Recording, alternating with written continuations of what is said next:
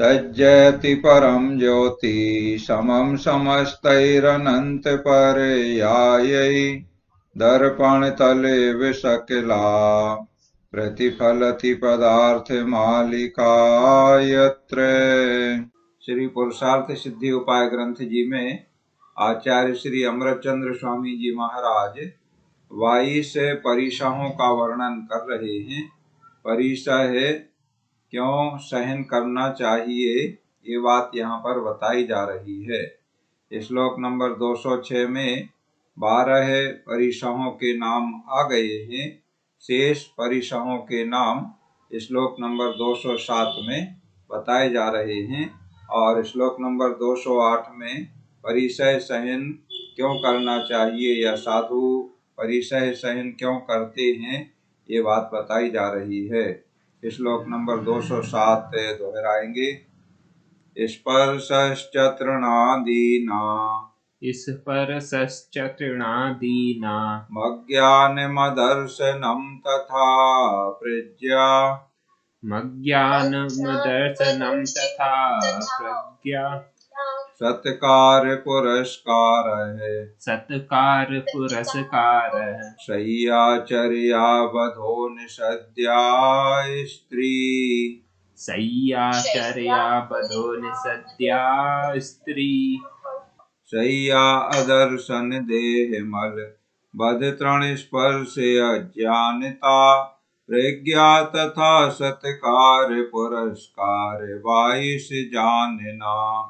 शेष 10 परिसहों के नाम स्पर्शश्च तृणादि नाम माने तृण आदि का स्पर्श होना। ये तृणादि का स्पर्श होना ये परिसय हो गया 13वां। 12 कल समझ लिए थे। इसके बाद तृणादि नाम अज्ञान परिसय। देखो बहुत पढ़ने के बाद भी ज्ञान नहीं हो रहा है तो उसे अज्ञान परिसय कहते हैं, तो उसे भी सहन करना। अदर्शन परिसय, अदर्शन का मतलब कोई रिद्धि वगैरह प्राप्त नहीं हो रही है बहुत तपस्या करने के बाद भी, तो उसे भी सहन करना। इसके बाद प्रज्ञा परिसय, प्रज्ञा से भी अर्थ है ज्ञान की प्राप्ति में जो रुकावटें आती हैं, ज्ञान विशेष ज्ञान प्राप्त नहीं होता है तो उसे भी सहन करना। जैसे पूर्व में इस तरह की तपस्या वगैरह करने से अवधि ज्ञान प्राप्त हो जाता था और मैं भी कर रहा हूँ, मुझे नहीं हो रहा है, इस तरह से प्रज्ञा परिसय सहन करना। फिर सत्कार पुरस्कार, बहुत तपस्वी होने के बाद भी लोग मेरी प्रशंसा नहीं करते हैं, माने मेरा सत्कार नहीं होता है, मेरा मान सम्मान जैसा होना चाहिए वैसा नहीं हो रहा है, तो इसे भी समता पूर्वक सहन करना। ये सत्कार पुरस्कार ये दो अलग अलग नहीं है, एक दोनों मिला के इकट्ठा एक है, सत्कार पुरस्कार नाम का परिसय। इसके बाद है शय्या से प्रयोजन है सोते समय, और चर्या से प्रयोजन है चलते समय। और बध परिसय, बध का मतलब बांधना मारना, इस प्रकार से कोई पीड़ा देता है साधु को तो बध परिसय होता है।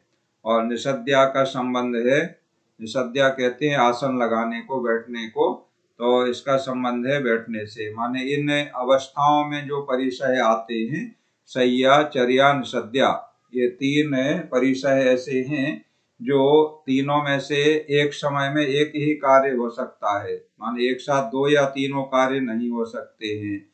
या तो शय्या का मतलब है अपने लेटे होंगे, सो रहे होंगे, या चर्या का मतलब चल रहे होंगे, या निषद्या माने कोई आसन लगा करके बैठे होंगे सामयिक में या ध्यान में, जिस प्रकार से भी। तो ये तीनों उससे चर्या से संबंधित हैं, उस क्रिया से संबंधित हैं। तो सोते समय क्या परिसय हो सकते हैं, सो रहे हैं और जमीन ऊंची नीची है तो चुभ रही है तो वो परिसय कहलाएगा, सो उसको सहन करते हैं समता पूर्वक। चर्या कर रहे हैं माने विहार हो रहा, चल रहे हैं, तो चलते समय जो बाधा हो रही है तो वो बाधा कंटक वगैरह लग रहे हैं तो वो सब समता पूर्वक सहन करना। इसी तरह निषद्या आसन लगा के बैठ गए हैं अब पैरों में या कमर में दर्द होने लगा है तो भी नियत काल तक अपना जो ध्यान या सामायिक वगैरह में बैठे हैं तो उससे दर्द को कष्ट को सहन करते हुए और समता पूर्वक सहन करना। तो ये तीन इस तरह से शय्याचर्या और निषद्या। और अंतिम है स्त्री परिचय।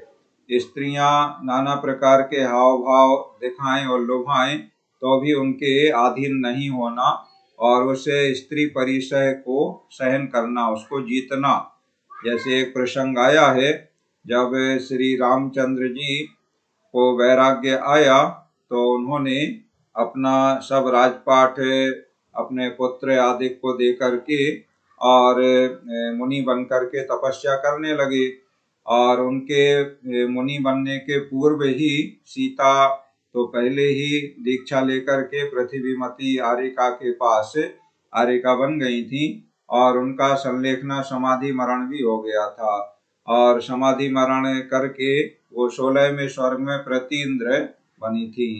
तो राम यहाँ पर मुनि बन के तपस्या में लीन है और वहाँ सीता का जीव 16वें स्वर्ग में अपने अवधि ज्ञान से ये जान करके कि राम खूब उत्कृष्ट तपस्या कर रहे हैं और इतनी तपस्या कर रहे हैं कि इनके कर्मों का क्षय होकर के ये मुक्त हो जाएंगे, अरहंत सिद्ध अवस्था प्राप्त हो जाएगी।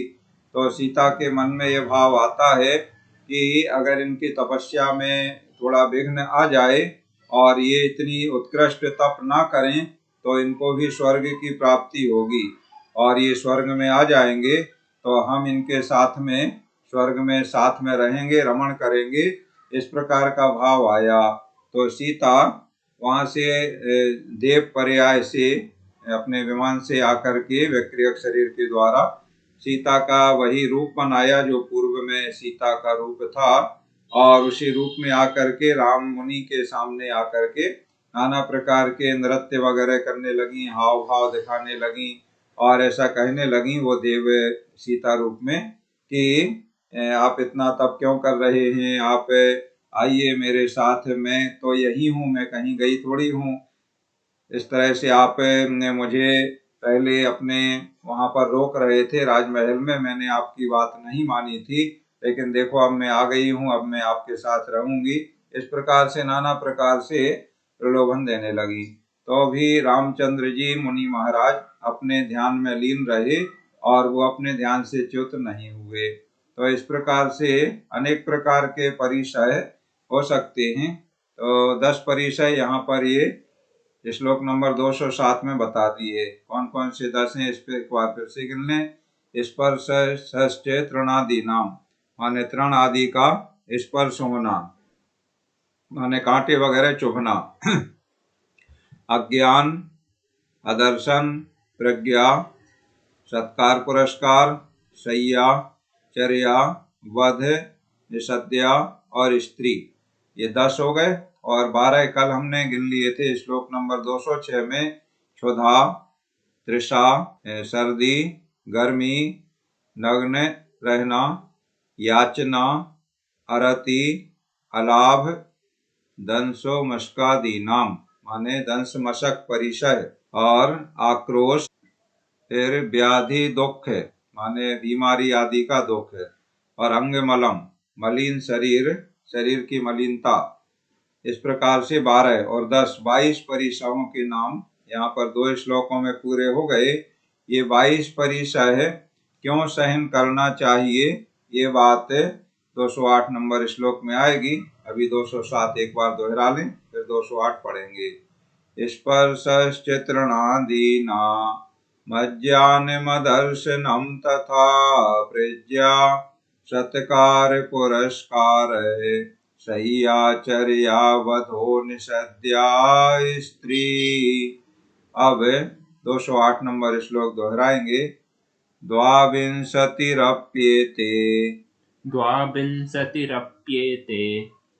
परिषोढव्याः परिसः सततम् परिसोढव्याः परिसः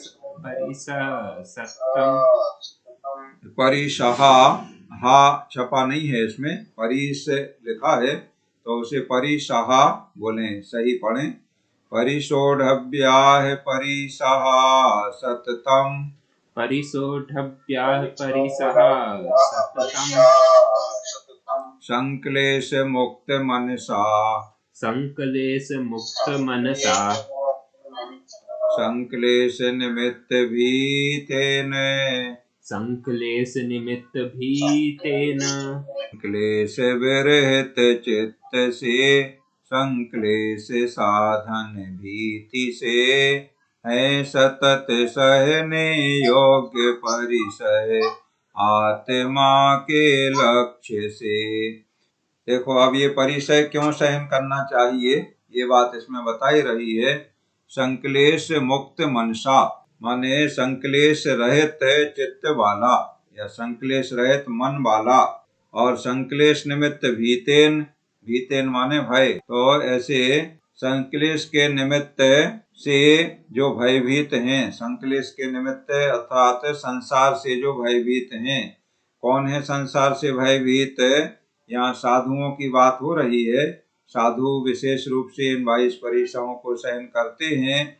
तो जो संक्लेश रहित चित्त वाले हैं और संक्लेश के निमित्त अर्थात संसार को बढ़ाने वाले जो निमित्त हैं उनसे जो भयभीत हैं, ऐसे साधु सततम माने निरंतर ये जो 22 परिसर बताए गए हैं, एते माने यह है 22 परिसः 22 परिसर अपि माने भी परिषोढव्या सहन करने योग्य हैं। जो संसार से भयभीत साधु हैं और संक्लेश रहित चित्त वाले साधु हैं, उनको ये 22 परिसर भी सहन करने योग्य हैं। या ऐसे साधुओं द्वारा जो संसार से भयभीत हैं, वे इन 22 परिसरों को सहन करते हैं। इस प्रकार 22 परिसरों के नाम बताए जा करके उनको सहन क्यों करते हैं, ये बात यहाँ पर बताई गई है। और कल आपको हमने ये बताया था तत्वार सूत्र ग्रंथ जी में 22 परिसरों को सहन करने के लिए कहा गया है। उसमें क्या कहा गया है? मार्गाच्यवन निर्जरार्थम परिषोढव्या परिसः। परिषोढव्या परिसः इसमें भी आया है कि परिसय सहन करने योग्य हैं, लेकिन क्यों करने योग्य हैं? तो वहां पर क्या कहा? मार्गाच्यवन निर्जरार्थम, अर्थात अपने जो धर्म के मार्ग में, मुक्ति के मार्ग में लगे हैं, उस मार्ग से च्युत न हो जाएं, अर्थात उसमें स्थिर बने रहें। और निर्जरार्थम माने कर्मों की निर्जरा के लिए इन परिसरों को सहन करना चाहिए। और अलग अलग आचार्य अपने अनुसार कथन करते हैं, बात वही होती है। यहाँ पर क्या कहा गया है कि जो संक्लेश रहित चित्त वाले साधु हैं और संक्लेश के निमित्त अर्थात संसार से भयभीत हैं, उन्हें ये 22 परिसर सहन करने योग्य हैं। और सामान्य रूप से सभी श्रावक भी एक देश उसी धर्म को पालन करने वाले होते हैं। तो श्रावक भी इन 22 परिसरों को सहन करें, ऐसा प्रेरणा आचार्य श्री अमृतचंद्र स्वामी जी महाराज ने पहले ही की है। इस प्रकार 22 परिसर का वर्णन, आज की पढ़ाई का कार्य पूर्ण हुआ। अब आप अपने प्रश्न जिज्ञासा आदि समाधान करते हैं।